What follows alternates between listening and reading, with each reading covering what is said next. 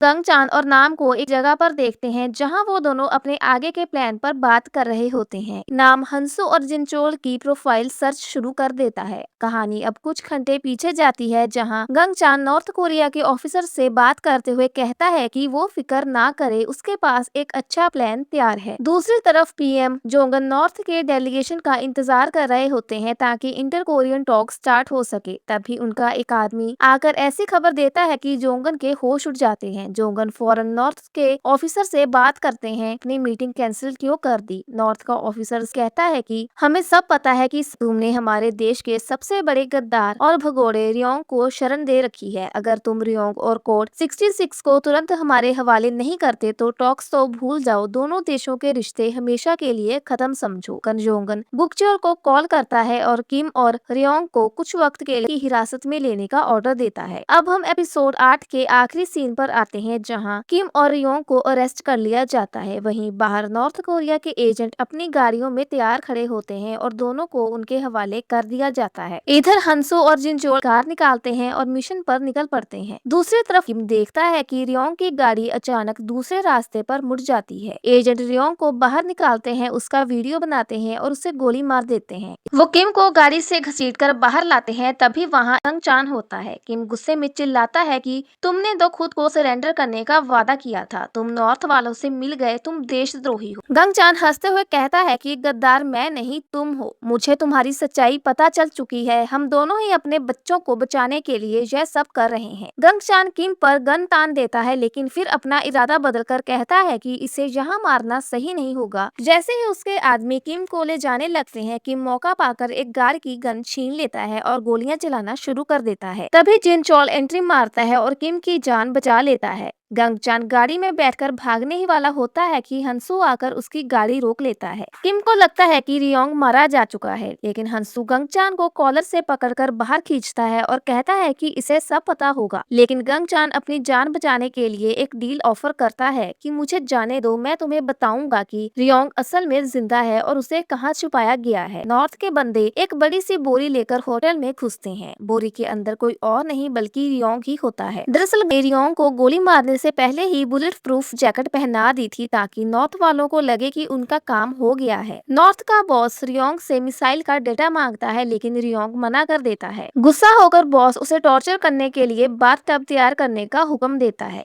किम, हंसू, जिनचोल, संग और मिस्टर लिम एक जगह इकट्ठा होकर होटल के अंदर घुसने का मास्टर प्लान बनाते हैं। संग अपने ड्रोन कैमरों की मदद से होटल की पूरी फुटेज दिखाती है और रियोंग की लोकेशन कंफर्म करती है, लेकिन वहां की सिक्योरिटी इतनी सख्त थी कि मेन गेट से जाना पॉसिबल नहीं था। तब गंग चान, जिसको इन्होंने पकड़ रखा था, वो एक सीक्रेट रास्ते के बारे में बताता है। वो कहता है कि होटल में एक सीक्रेट बैकडोर है जिसका एक्सेस कोड मेरे पास है। मिस्टर लिम लॉन्ड्री वाले के गेटअप में वैन लेकर तैयार हो जाते हैं। पूरी टीम गंग चान के नाम का इस्तेमाल करके गेट पर मौजूद सिक्योरिटी को चकमा देता है और टीम सीक्रेट डोर से अंदर दाखिल हो जाता है। अंदर पहुंचकर वो एक खाली कमरे में बिल्डिंग का मैप खोलते हैं। इसी बीच नाम गंग चान को मैसेज भेजकर कंफर्म करता है कि सब कुछ प्लान के मुताबिक है। अगले सीन में संग और जिनचोल सिक्योरिटी गार्ड्स का ध्यान भटकाते हैं। तभी टेबल के नीचे छुपा हंसू अचानक बाहर निकलता है और सिक्योरिटी रूम के सभी गार्ड्स को हरा देता है। संग सीसीटीवी फुटेज चेक करके किम को रियोंग के कमरे का सही रास्ता बता देती है। किम रस्सी के सहारे खिड़की से उस कमरे में पहुंचता है जहां रियोंग को टॉर्चर किया जा रहा होता है। जब बॉस अकेला रियोंग को मनाने की कोशिश कर रहा होता है, किम मौका पाकर उन पर हमला करता है और बॉस को बेहोश कर देता है। बाहर कॉरिडोर में हंसू और जिनचोल का फाइट सीन देखने को मिलता है।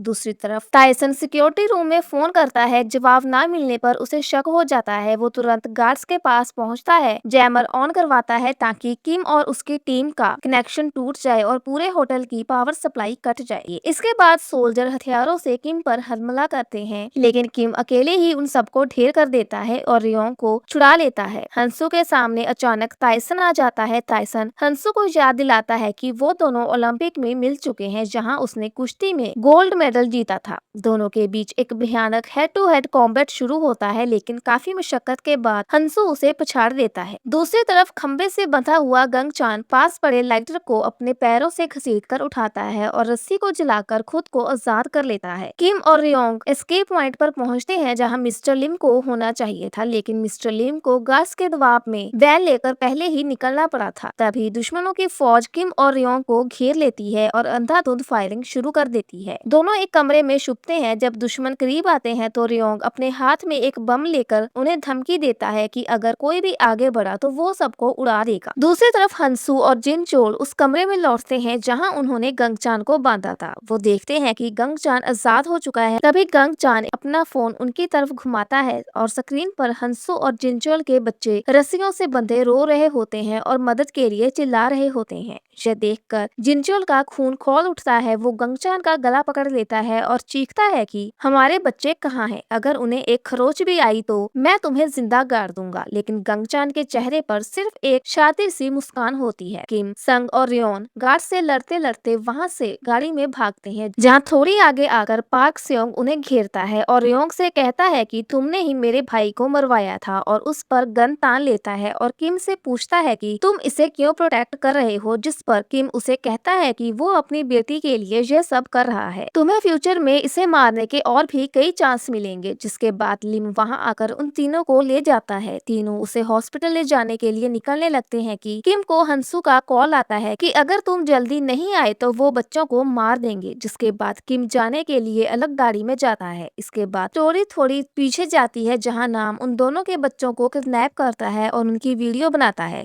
किम गंगचान के पास जाता है जहां वो तीनों को बंद कर देता है। हंसू और जिनचोल के सामने शर्त रखता है कि अगर तुम अपने बच्चों को बचाना चाहते हो तो किम को मार दो। किम उन्हें बच्चों को बचाने के लिए कहता है और उन्हें अपने आप को मारने के लिए उकसाता है। वो ना चाहते हुए भी आपस में फाइट करते हैं लेकिन बीच में रुक जाते हैं। जिसके बाद गंगचान उनके बच्चों पर गन तान कर कहता है कि तुम्हारे पास सिर्फ 5 मिनट है किम को मारने के लिए। जिसके बाद वो किम को मारते हैं। किम उनसे कहता है कि मिंजी का ध्यान रखना। गंगचान किम के पास आकर कहता है कि मिंजी उसे मिस करेगी। तभी किम उसे पकड़ लेता है और हंसू और जिनचोल जाल को तोड़ देते हैं और नाम को मारकर अपने बच्चों को छुड़वा लेते हैं। इसके बाद किम कार लेकर वहां से चला जाता है। हंसू और जिनचोल बच्चों को लेकर जिनचोल की वाइफ के पास जाकर बच्चों को अपने पास सेफ प्लेस पर रखने को कहते हैं। जिसके बाद वो बच्चों को वहीं छोड़कर जाते हैं। इसके बाद इंटर कोरियन टॉक्स खत्म होती है जहां पर पीएम डेलीगेशन से बीती रात के बारे में बात करने के लिए कहता है। पीएम उसके साउथ कोरिया में किए हुए कामों पर बात करता है कि